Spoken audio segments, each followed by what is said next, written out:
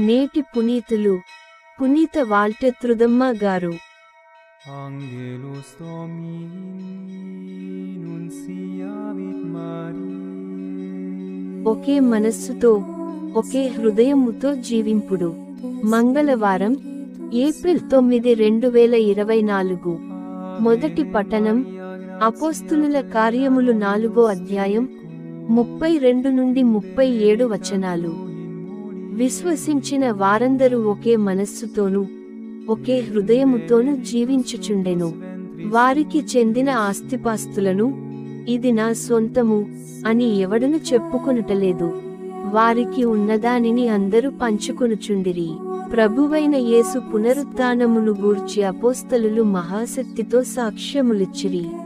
సర్వేశ్వరుడు తన దైవకృపను సమృద్ధిగా వారిపై కుమ్మరించెను. వారిలో ఏ ఒక్కనికిని కొరతలేదు. ఏలయన పొలముగలవారు ఇండ్లుగలవారు వానిని అమ్మి వచ్చిన పైకమును అపోస్తలుల పాదముల యొద్ద ఉంచుచుండిరి. ఆ పైకము వారి వారి అవసరములకు తగినట్లు పంచిపెట్టుచుండిరి.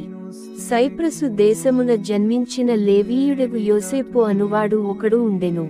వానిని అపోస్తలులు బర్నబా అని పిలుచుచుండిరి.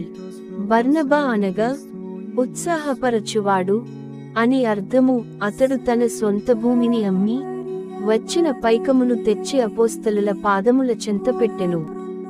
ఇది ప్రభువు వాక్కు.